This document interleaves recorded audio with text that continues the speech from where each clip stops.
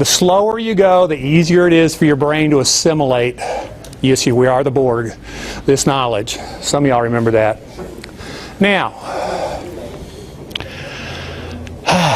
so many places to go, so many things to do. We were talking over here about Soi Nagi. Some of you guys are Soi people. I hope you're not Marote people. I never was. I was too tall. Now, one thing I was talking about is on this back step, and I do this to this day. I don't randori and throw people, but I always set it up. If I catch him on this back step, as I'm following him, I'm going to bring this hand out and shoot right through, right down this line. Okay? And he will tell you that he's going somewhere. Now, there's a motion in there. As soon as we lock and I feel his center start to wrap around me, I turn my hand over.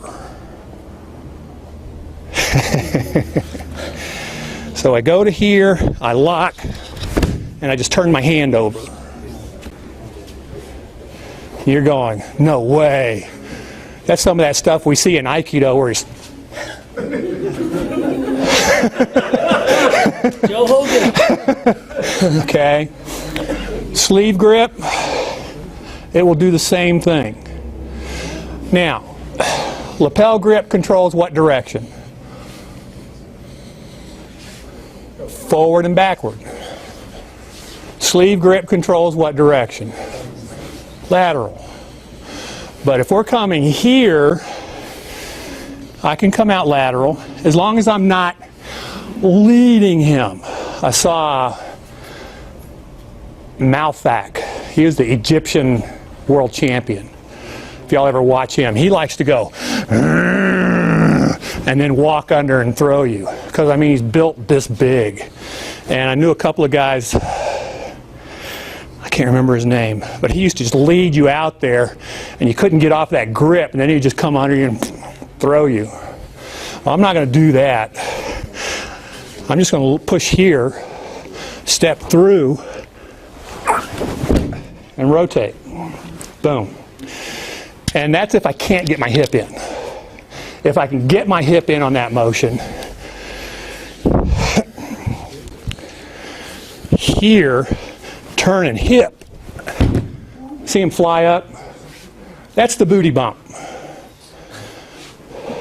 That's a Bobism. On hip throws, the booty bump is critical. So when we come here, step, Osoto, step, this hand has to do something to bring this foot in. So I'll use this to pull. See what my hip does to him?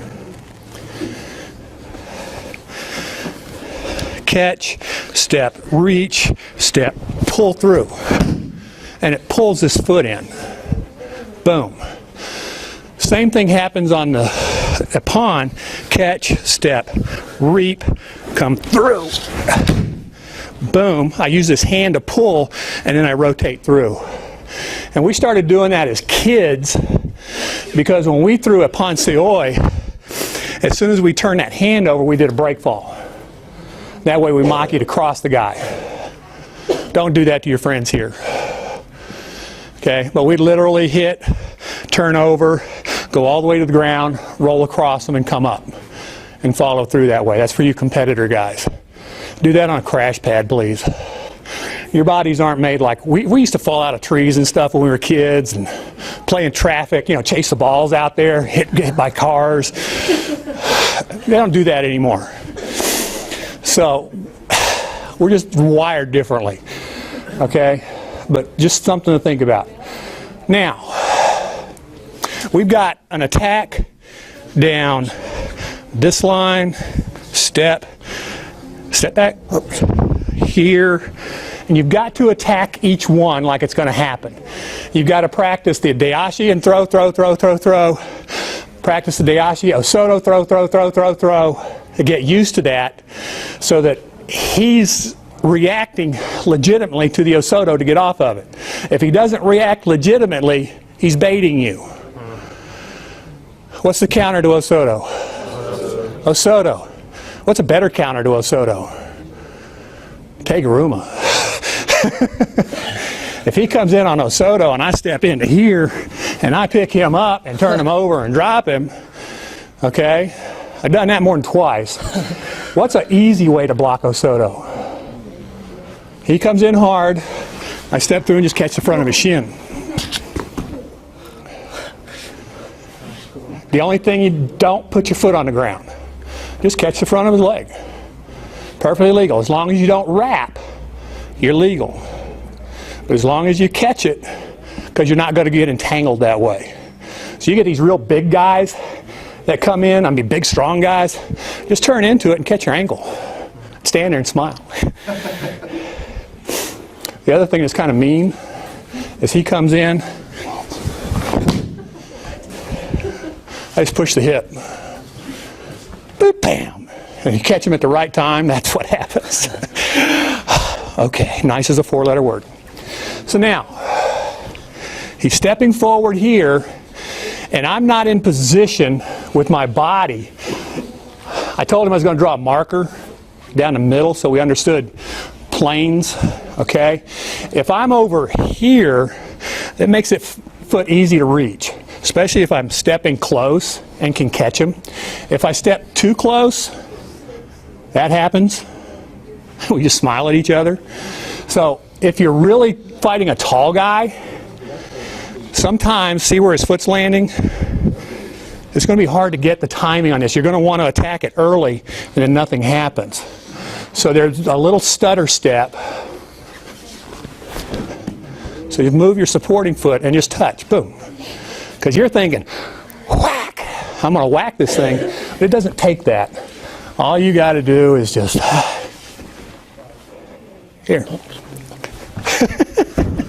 That's the double dayashi. I hit it, he tried to pull it back, I held it, and dropped him. Works really well.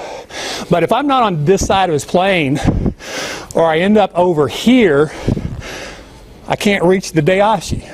So what's my option? We love saying that. Ochi. Okay?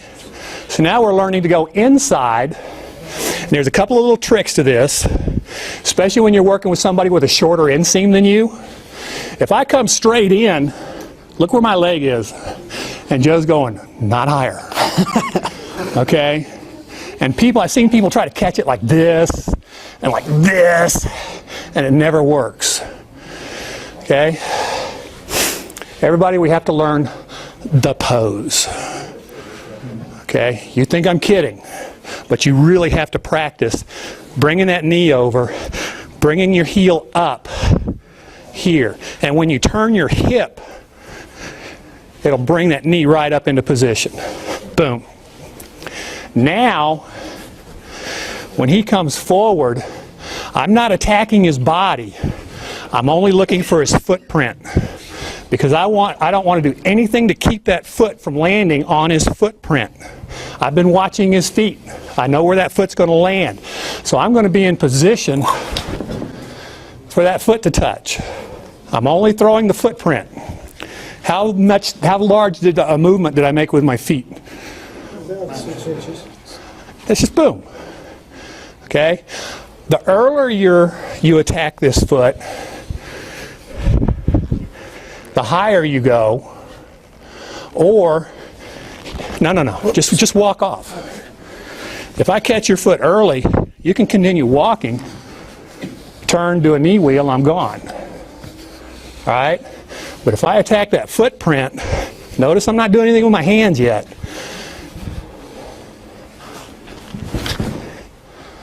He'll walk right off his feet. And that's the effect you're trying to create. And if you get right on the end of that thing, which I haven't done yet, there it is. You'll hear that little tss, tss, and his feet just go. Now, if you're not flexible, be careful. So those rubber bands get tight. I do that sometimes. They'll stretch all the way out. Just pull his foot in, just tuck it a little bit, and he'll drop right back. The hands don't do anything until he's on his way down to the ground. Then I just kind of lean it over his shoulder. Or we'll do this little thing where I'll just push my little finger through his backside. I don't pull down. If I pull down, it stops his feet. If he takes that step and I put it behind him, you can see his spine turn. Okay? If I pull him forward, keep going. They'll pull right through you. So don't move him with your hands. Boom. Just leave your hands go, catch that spot, and go away. Go away. Boom. I love it. All right, let's try the Ouchi. Play with that for a few minutes.